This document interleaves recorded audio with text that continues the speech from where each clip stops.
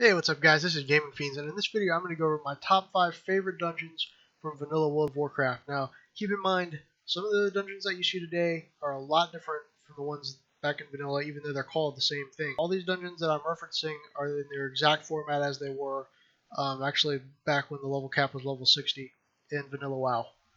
5.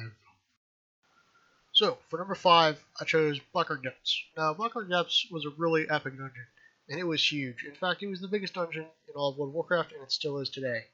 The level range was 48 to 56, pretty huge, but you only had to be level 42 to enter it. Also, the raid portal to Molten Core was actually inside the instance. There's over 20 bosses, one of which is Core and Direball, who you can normally summon at Brewfest, and the Grim Guzzler is just a really awesome place to hang out with your guildies or whatever. Now, the reason this is only number 5 on the list, because arguably this is a really great dungeon. You might even think that this would be fighting for the number 1 spot. However, personally, one of the reasons I didn't like this dungeon, and this is an argument that could be made with a lot of dungeons, but it was just really complex, and it took 4 to 6 hours to complete on average. It was really more like a raid than a dungeon, just way overcomplicated, and just kind of a pain and inconvenience to run. 4. Number 4 on the list is Direball. Didn't see that one coming, did you? Well, anyway, Direball, it was a huge dungeon. And in Vanilla, it was really common for the dungeons to be really huge. But anyway, it was a wing dungeon. It had a bunch of different wings.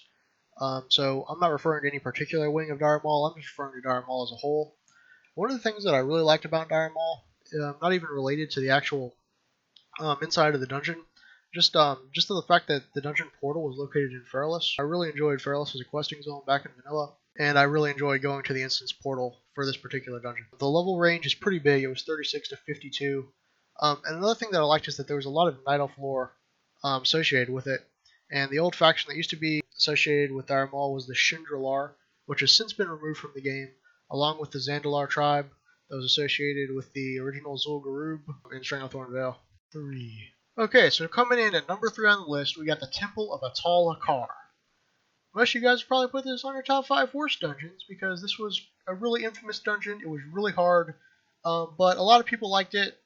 Not really, it was probably just me. But anyway, the Temple of Atal Hakkar, also known as the Sunken Temple, was a shrine erected by the Atal trolls, led by their master, Direball the Prophet, to the nefarious blood god Hakkar the Soulflare. Believing that this was the intended site for Hakkar's re-entry into Azeroth, the great dragon aspect Ysera, in her green dragonflight, sunk the temple into the depths of the Swamps of Sorrows. But the dragons did not realize that it was the wrong location until it was too late. Many of the bosses in the instance had some kind of prerequisite in order to encounter them. Atal Alarion would appear after activation of statues. Direball the Prophet could only be reached by killing the 6 troll mini-bosses. And the avatar of Hakkar was summoned by some item that you got from something in the Hinterlands or something. I don't really remember, but it was really difficult. And then the Shade of Aranicus would only be killable after the death of the Prophet, and that was the last boss, which was level 50. When to enter the dungeon, you only had to be level 35. 2. Coming in at number 2 on the list, we have Scholomance. Now, the new version of Scholomance, I will admit, is pretty good, and I do really like the new lore they're doing. In particular, the lore character Lillian Voss. However, the original version of this dungeon brings back some great nostalgia. Anyway, Scholomance is a vile academy for prospective necromancers of the Scourge. It's located in the House of Barov, on a rise overlooking the abandoned city of Kiradaro. The enemy level range 38 to 48 requires you to be at least level 33, and possess the Skeleton Key. Or if you got a rogue with 280 lockpick and skill to enter, that'll work too. Or, if you're really sneaky, and you're a warlock, you can just life tap yourself to death, and then hellfire yourself to death. And then while you're a ghost, you can resurrect on the other side of the door, and let everyone in by using the torch. Nowadays, this doesn't work anymore, which is really a good thing for you, which means you don't really need a key to open the door. You can just walk in. It's really no big deal. Which is another thing that, yeah, it's a lot easier, but it's really just not as cool or engaging in my personal opinion. So even though it's a lot more convenient, that was another thing that I really liked about this dungeon as well, that was difficult to enter. Not anyone could just walk in. So anyway, this was a really good dungeon. It was actually really famous for farming gold back in the day. Because of the dark runes that dropped, they go for 15 to 20 gold each on the auction house. It wasn't uncommon for 3 or 4 to drop during a single run, so you could potentially get 80 gold from one run of this instance. 1. Alright, now for my number 1 pick. And whatever you were guessing was going to be number 1, you probably weren't right, because not a lot of people like this dungeon. Not a lot of people even ran this dungeon, but this was one of my favorite dungeons, especially after the first time I first ran it, and that dungeon is Maradoun.